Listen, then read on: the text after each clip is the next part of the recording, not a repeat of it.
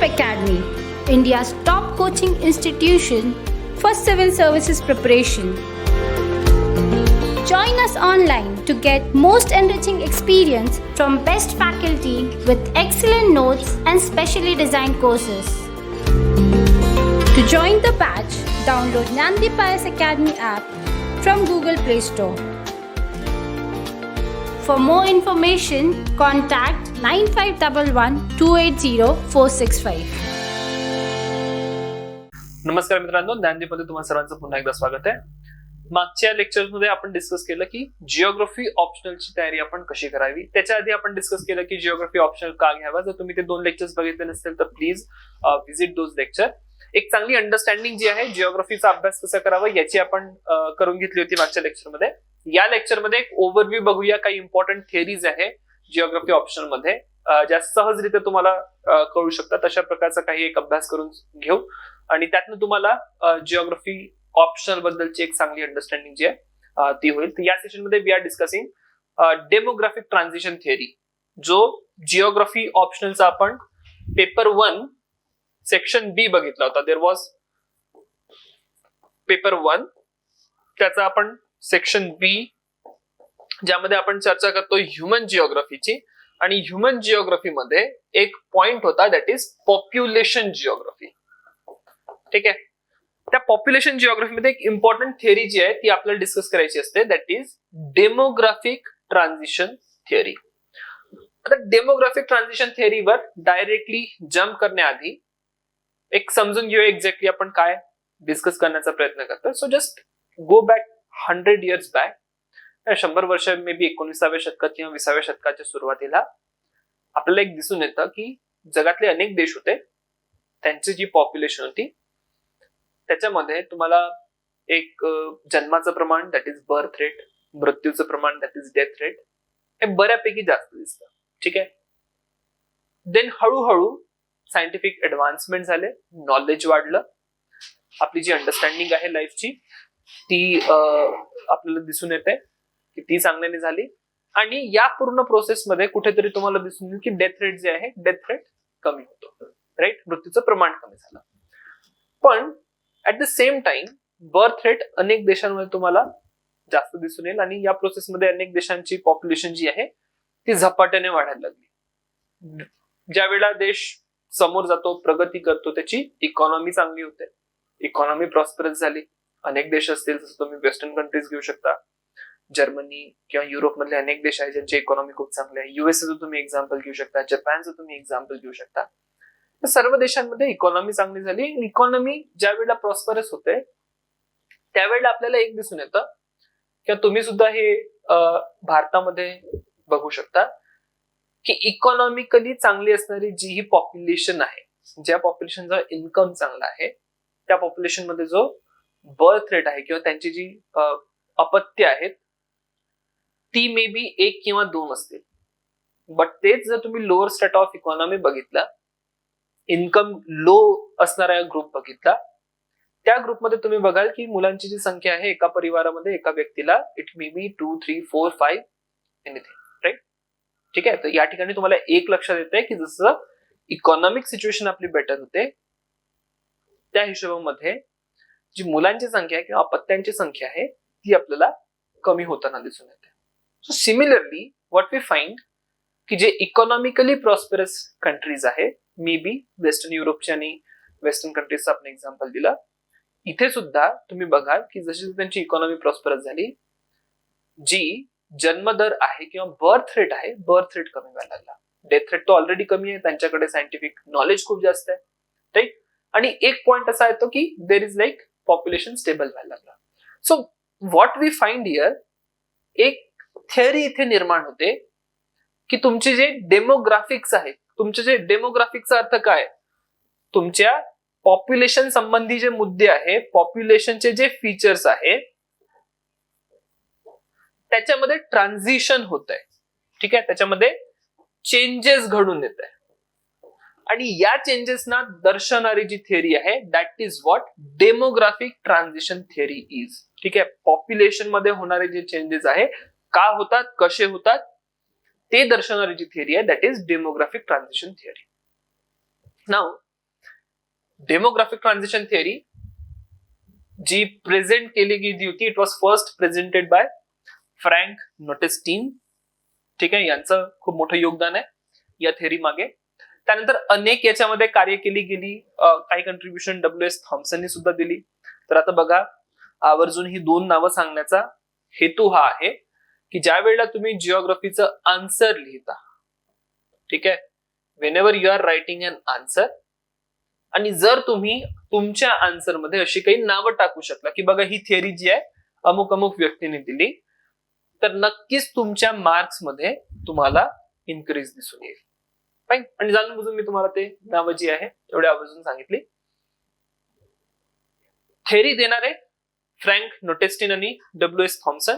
And what he suggest, he says की see across the world population मध्ये changes होतात, आणि हे जे चेंजेस आहे हे चेंजेस आपण एक्सप्रेस करू शकतो ऍज अ थिअरी. प्रत्येक सोसायटीमध्ये अशाच प्रकारचे चेंजेस होते. खूप जास्त या सेशन मध्ये आपण डिटेलमध्ये जाऊ नये, कारण की you also understand, I also understand की आपली सुरुवात आहे. ते एक जस्ट ओव्हरव्ह्यू आणि एक अंडरस्टँडिंग आणि एक इंटरेस्ट तुमचा डेव्हलप झाला पाहिजे इश्यू मध्ये, त्याच्या हिशोबाने आपण याच्यामध्ये प्रोसेड करू. सो व्हॉट ही सेज की बघा, कुठलीही सोसायटी असेल, कुठलाही समाज असेल, त्याच्या सर्वात सुरुवातीला जेव्हा तिथे डेव्हलपमेंट खूप झालेली नसेल, इकॉनॉमिक प्रोग्रेस नसेल, सोशल प्रोग्रेस नसेल, त्या केसमध्ये what we have a very high birth rate. ठीक आहे, जन्मदर अतिशय जास्त असेल. ऍट द सेम टाइम जो डेथ रेट आहे, डेथ रेट हा बर्थ रेट पेक्षा थोडाच कमी आहे. ठीक आहे, so almost birth rate and death rate they are near equal and they are high. त्याचा अल्टिमेट इम्पॅक्ट काय होईल कुठल्या पॉप्युलेशनवर, जोपर्यंत बर्थ रेट आणि डेथ रेट जो आहे हा एक दुसऱ्याच्या जवळपास आहे, it is high also. During that period you will find की जी पॉप्युलेशनची इन्क्रीज आहे, total population will be more or less stable. म्हणजे समजा 10 मुलांचा जन्म होत आहे, and at the same time there are 10 deaths occurring in a given population. Population काय राहील, population will be fairly stable. Then जी सोसायटी आहे, सोसायटीमध्ये काही सायंटिफिक ऍडव्हान्समेंट्स होते, जसं आपण बघतो की 1930s नंतर, स्पेसिफिकली 1920 किंवा 1930s नंतर वर्ल्ड वॉरच्या पिरियड मध्ये there were a lot of deaths, आणि त्यानंतर खूप मोठ्या प्रमाणात सायंटिफिक प्रोग्रेस झाला. आणि तो जो सायंटिफिक प्रोग्रेस होता, त्या सायंटिफिक प्रोग्रेसचा अल्टिमेट इम्पॅक्ट आपल्याला हा दिसून येतो की we came up with medicines or modern medicine. ही जी मॉडर्न मेडिसिन होती, मॉडर्न मेडिसिन कारण व्हॉट हॅपेंड की जो डेथ रेट होता, हा डेथ रेट कमी झाला, right. Death rate was reduced to a greater extent, but birth rate जो आहे, birth rate it is constant, it is same, right. तर या ठिकाणी तुम्ही बघू शकता there is a green line, this is birth rate, this is birth rate,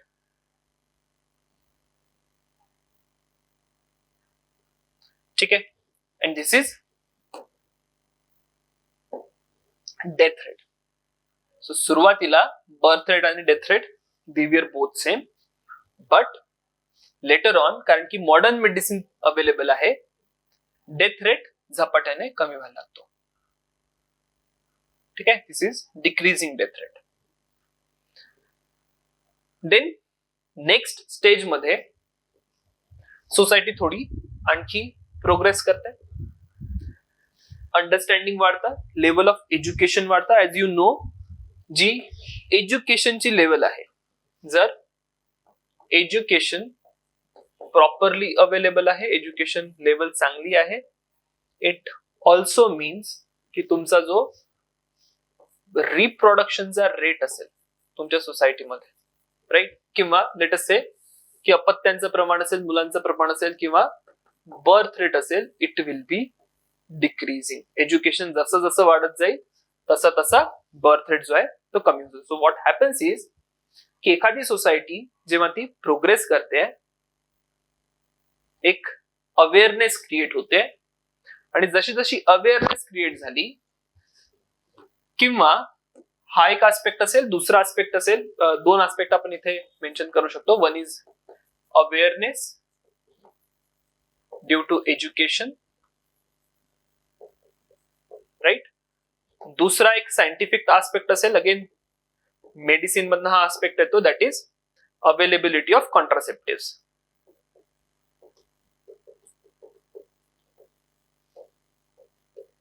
fine. या दोन कारणांमुळे होतं असं की जो आपला बर्थ रेट आहे, birth rate is also start reducing. तर पहिले आपण बघितलं होतं बर्थ रेट बहुतांश कॉन्स्टंट आहे. Meanwhile modern medicine available झाली आहे, तर त्यांनी डेथ रेट जो होता, death rate it started to reduce. Then came awareness आणि अवेलेबिलिटी ऑफ कॉन्ट्रासेप्टिव्स.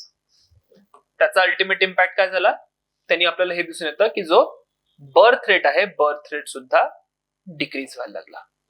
ठीक आहे. So there is falling birth rate, there is already reduced death rate, आणि अल्टिमेट एक पॉइंट येईल की ज्या वेळेला जो बर्थ रेट आहे, birth rate will match up to the death rate.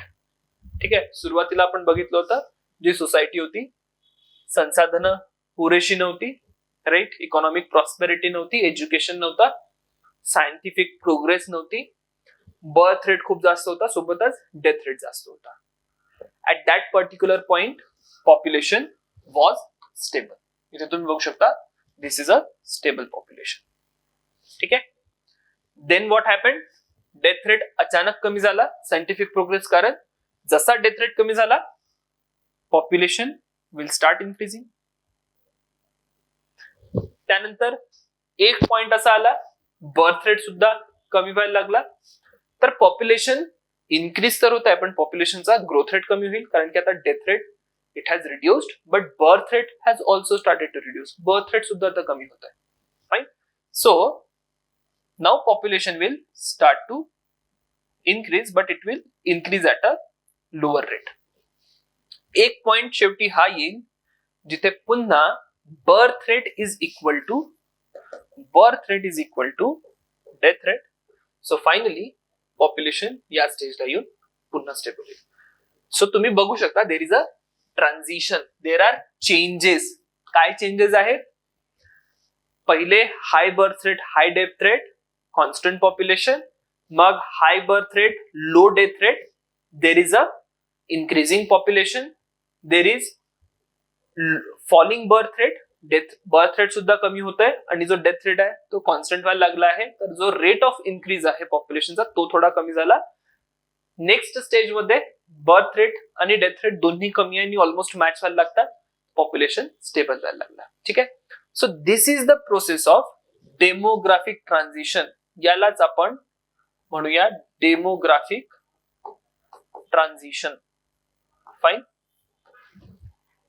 So what we suggested की प्रत्येक सोसायटी, प्रत्येक जिओग्राफिकल रिजन अशाच प्रकारची प्रोसेस जी आहे ती विटनेस करेल, आणि त्याला आपण एका थिअरीच्या माध्यमातून प्रेझेंट करतो. त्याला आपण म्हणूया डेमोग्राफिक ट्रान्झिशन थिअरी, DTT. तर ही तुम्हाला एक ब्रीफ अंडरस्टँडिंग दिली की कशा प्रकारे ही प्रोसेस होते. आता ही जी डेमोग्राफिक ट्रान्झिशन थिअरी आहे, डेमोग्राफिक ट्रान्झिशन थिअरी ही 6 स्टेजेस मध्ये एक्सप्लेन केली गेली, 5 स्टेजेस मध्ये ही डेमोग्राफिक ट्रान्झिशन थिअरी जी आहे ती एक्सप्लेन केली जाते. There is a stage 1 with high birth rate and high death rate and stable और स्लोली इन्क्रीजिंग पॉप्युलेशन. त्या ठिकाणी जर तुम्ही पॉप्युलेशन पिरामिड बघितला, it should be somewhere like this. आता नेक्स्ट लेक्चर्स मध्ये आपण पॉप्युलेशन पिरामिड बघू, तर हे लक्षात येऊन जाईल की एक्झॅक्टली हा पॉप्युलेशन पिरामिड काय असतो आणि कशा प्रकारे तो इथे दिसतो. अतिशय सोपा मुद्दा आहे. Then there is stage 2. Stage 2 मध्ये काय झालं, बर्थ रेट जास्त आहे, डेथ रेट जो आहे हा झपाट्याने कमी होतोय, पॉप्युलेशन मध्ये रॅपिड इन्क्रीज होईल. Stage 3 there is a falling death rate, birth rate. जो बर्थ रेट आहे तो आता कमी व्हायला लागला, जो डेथ रेट आहे आता एकदम कमी झालेला आहे. जी रॅपिड इन्क्रीज होती स्टेज 2 मध्ये, ती इन्क्रीज आता स्लो डाऊन झाली. Then there is stage 4. Stage 4 मध्ये low birth rate, low death rate, पुन्हा पॉप्युलेशन स्टेबल व्हायला लागलं. And then there is stage 5. There is low birth rate आणि डेथ रेट मध्ये काही खूप जास्त चेंजेस नाहीये. Again population is highly stable, or rather अशा केसमध्ये पॉप्युलेशन कुड ऑल्सो स्टार्ट फॉलिंग. ठीक आहे. नाउ याचं थोडंसं अप्लिकेशन करून पाहू. आता मी तुम्हाला म्हटलं की तुम्हाला थिअरी अप्लाय करता येईल. मागच्या सेशन मध्ये मी तुम्हाला सांगितलं होतं की जेही बेसिक्स आहे, आता हे तुम्ही बेसिक शिकला. नाउ अप्लाय दिस बेसिक्स. जस्ट आयडेंटिफाय कंट्रीज, कोणत्या कंट्रीज मध्ये कशा प्रकारची स्टेज असेल, कोणत्या स्टेज मध्ये कोणती कंट्री आहे. आता एक आपण एक्झाम्पल घेतलं होतं की जपान अँड जर्मनी, ही दोन एक्झाम्पल अतिशय महत्वाची आहे. अँड वी सेड की बघा जपान अँड जर्मनी मध्ये population is decreasing. Y population is decreasing? Population is decreasing because it is in stage 5 of demographic transition theory. ठीक आहे. काय आहे stage 5 of demographic transition theory? Extremely low birth rate. ठीक आहे. Extremely low birth rate आणि equally low death rate. Rather असं म्हटलं जातं की या केसेस मध्ये जो बर्थ रेट आहे it is less than death rate. Why birth rate is low in Japan and Germany or in most of the European countries? जर तुम्ही युरोप मध्ये गेला तर युरोप मध्ये what you will find, let us talk about Europe.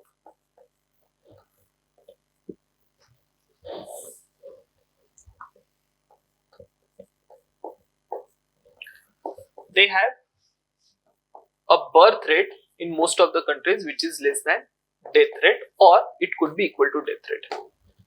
Ultimate impact हा आहे या particular केसचा, they have a decreasing population. Fine. जर तुम्ही इकॉनॉमिकली बघितलं युरोपला, economically it is prosperous, developed आहे most of the Europe. Education wise बघितलं तर इट्स अ प्रोग्रेसिव्ह सोसायटी. आता पुन्हा इंडियामध्ये go back 50 years ago एज्युकेशनचा level इतकं नव्हता. त्यावेळेला तुम्हाला दिसून येईल द एज ऑफ मॅरेज. ठीक आहे. जर तुम्ही भारतातच 50 वर्ष आधी गेलात, जे मॅरेजेस व्हायचे, age of marriage may be most of तुमचे आजोबा असेल, आजी असेल, त्यांची marriages by the age of 13 होऊन गेले. आपले पॅरेंट्स जे होते मोस्ट ऑफ देम मॅरिड. एक पर्टिक्युलर फेज होता जेव्हा 20च्या आधी मॅरेजेस होऊन जायचे, किंवा त्यानंतर एक फेज आला की जे मॅरेजेस असेल it would be by 25. Right. आता जर हल्ली तुम्ही मॅरेजेस बघितला तर मोस्ट ऑफ द मॅरेज 30 पर्यंत तर मॅरेजेस होतच नाही, कोणी विचार सुद्धा करत नाही. जशी जशी आपली सोसायटी प्रोग्रेस झाली, एज्युकेशन बेटर झालं, इकॉनॉमिक कंडिशन बेटर झाली, age of marriage is increasing. Right. तुम्ही बघाल की अनेक लोक 30 असेल, 35 असेल, ते आपल्या करिअरवर फोकस करतात. Then they think about marriage. If you talk about Europe, युरोपमध्ये they are already develop, they are a very progressive society and may be for last 15 to 20 or even 30 years they are facing these conditions. त्यांच्याकडे age of marriage is very high, delayed marriages. Ultimate impact काय होईल? Ultimate impact हाच होईल की जर marriages delay होते, so त्या केसमध्ये जो तुमचा फर्टिलिटी रेट आहे, आता एक कॉन्सेप्ट सांगू देतो, fertility rate. Simply fertility rate सांगायचं झालं तर एक विमेन आपल्या रिप्रोडक्टिव्ह एज मध्ये किती मुलांना जन्म देते, that is fertility rate. Fine. जर मॅरेजेस लेट होत आहेत, त्याचा अल्टिमेट इम्पॅक्ट तुम्हाला फर्टिलिटी रेट मध्ये दिसून येईल. नंबर ऑफ चिल्ड्रेन और नंबर ऑफ बर्थ जे आहे या ठिकाणी कमी होतील, फर्टिलिटी रेट आपोआप ड्रॉप होतो. आणि त्यामुळे तुम्हाला हे दिसून येईल की ही जी युरोप असेल, जपान असेल, जर्मनी असेल, या सगळ्या देशांमध्ये fertility rate is extremely low. ज्या प्रोग्रेस्ड सोसायटी असतात, डेव्हलप्ड सोसायटी असतात, अनेक तुम्ही बघितलं असेल वेस्टर्न कंट्रीजमध्ये आता कल्चर आहे की लोक एकटं राहणं पसंत करतात.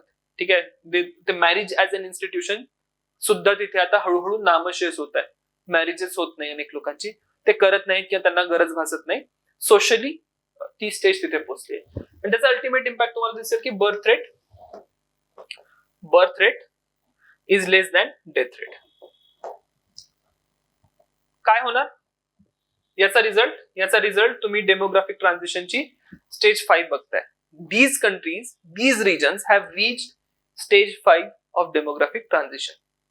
ठीक आहे, तर हे एक एक्झाम्पल दिलं. Then there are like mini example, प्रत्येक स्टेज साठी एक्झाम्पल आहे, कोणत्या भागामध्ये कोणती स्टेज अचीव्ह झालेली आहे. नाउ आता इंडियाचं मी तुम्हाला सांगितलं असतं, but again you need to know lot of things before that. काही एक ओव्हरव्ह्यू देऊन देतो या थिअरीचा. सगळ्यात पहिले जर तुम्ही बघितलं डिटेल्स मध्ये, सगळ्यात पहिले स्टेज 1 जर असेल डेमोग्राफिक ट्रान्झिशन थिअरीची, high birth and high death rate, rate of growth of population is slow. Numbers, आता इथे मी तेव्हा नंबर्स नाही सांगितले किती असले पाहिजे, तर इथे मी बाकी डिटेल्स दिलेले आहेत. तर फर्टिलिटी किती असली पाहिजे, मोर्टॅलिटी म्हणजे डेथ रेट. ठीक आहे, फर्टिलिटी म्हणजे बर्थ रेट जो असेल that is fertility. Then it is like let us call this as birth rate. Fine, that fertility rate is different जो मी सांगितला, आणि ही फर्टिलिटी किती आहे सोसायटीमध्ये that is birth rate. It is different. This mortality is death rate. So तुम्ही इथे बघू शकता both are same. Population is stable. Same का बरं आहे, फूड सप्लाय नाहीये, एपिडेमिक्सची प्रॉब्लेम आहे, अग्रेरियन सोसायटी आहे, तर न्यूट्रिशन लेवल खूप कमी असेल, पॉप्युलेशन डेन्सिटी सुद्धा नाहीये, लो प्रोडक्टिव्हिटी लेवल आहे, हाय इन्फॅन्ट मोर्टॅलिटी. हाय इन्फॅन्ट मोर्टॅलिटी म्हणजे लहान मुलांचं मृत्यूचं जे प्रमाण आहे, इन्फॅन्ट्स, ठीक आहे, 1 वर्षापेक्षा कमी वय असलेली जी मुलं आहे त्यांचं मृत्यूचा दर खूप जास्त आहे. का? कारण की देर इज एपिडेमिक, न्यूट्रिशन नाहीये, सॅनिटेशनचे इश्यूज आहेत, साफसफाई नाहीये, रिलिजियस ऑर्थोडॉक्सी असू शकते. अनेकदा रिलिजियस ऑर्थोडॉक्सी मध्ये तुम्ही बघता birth rate is very high. There is lack of education, birth rate is very high. Poor health care असेल, that will translate in to death rate. So अशा प्रकारचे इश्यूज जे आहे ते आपल्याला दिसून येतात in stage 1 of demographic transition theory. 2022 मध्ये डेमोग्राफिक ट्रान्झिशन थिअरीच्या पहिल्या स्टेज मध्ये असणारी कंट्री जर ओळखायची असेल, देर इज व्हेरी रेअर, म्हणजे इट इज सेट की जगामध्ये डेमोग्राफिक ट्रान्झिशन थिअरीच्या स्टेज 1 मध्ये असणारी आता there is no country. Next stage 2. Stage 2 मध्ये आपण म्हटलं की there is high birth rate and declining death rate, rapid population growth आहे. ठीक आहे, सो कंडिशन्स काय काय त्या बघा. हेल्थ अँड सॅनिटेशन कंडिशन्स जे आहेत त्या इम्प्रूव्ह होत आहेत, मोर्टॅलिटी जी आहे किंवा डेथ रेट जो आहे तो कमी होत आहे, पॉप्युलेशन एक्सपांड होत आहे, आणि खूप झपाट्याने पॉप्युलेशन ब्लास्ट सुद्धा टर्म वापरली जाते. मे बी कधी तुम्हाला प्रश्न विचारला जाईल की हे पॉप्युलेशन ब्लास्ट काय. So in that case remember, population blast म्हणजे ज्या वेळेला birth rate is very high and death rate is declining, that is the condition of population blast.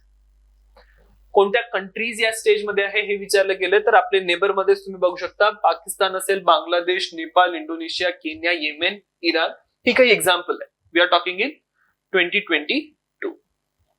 There is stage 3. Stage 3 मध्ये there is declining birth rate and low death rate. What is declining birth rate? Birth rate आता कमी व्हायला लागलाय, बऱ्याऐंशी कमी झालेला आहे.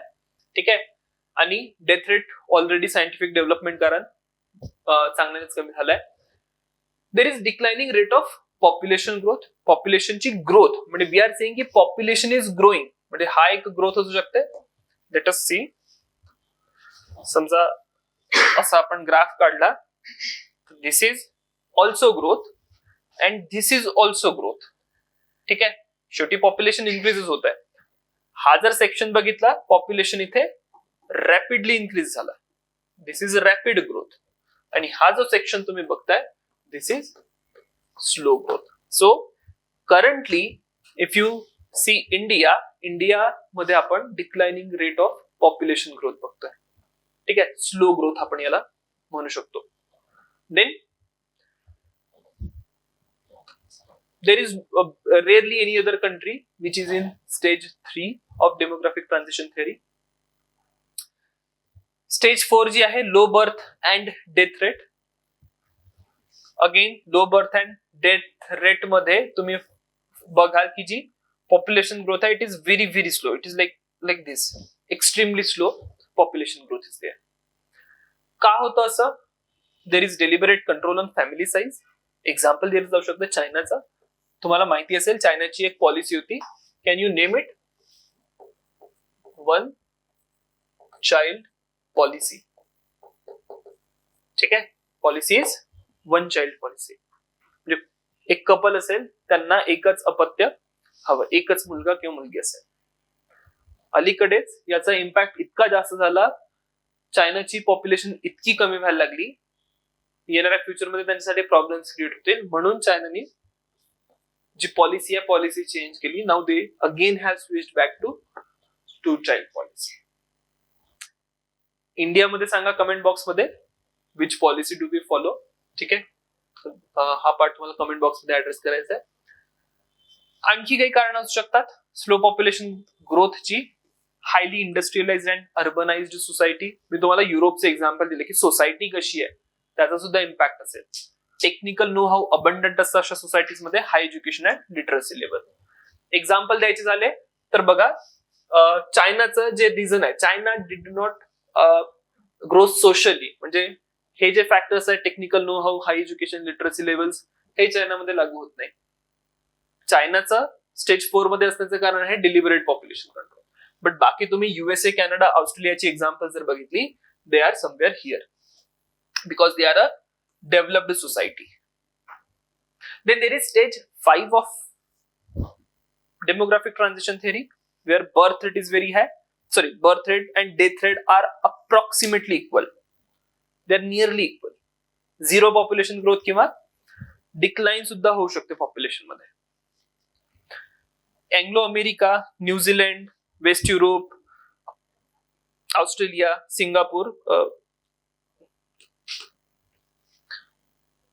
हाँगकाँग, Japan, ही सगळी एक्झाम्पल्स आहेत which are in stage 5. Population is declining. In most of the cases population is declining. So तुम्ही बघू शकता ही एक थिअरी होती. How interesting it is.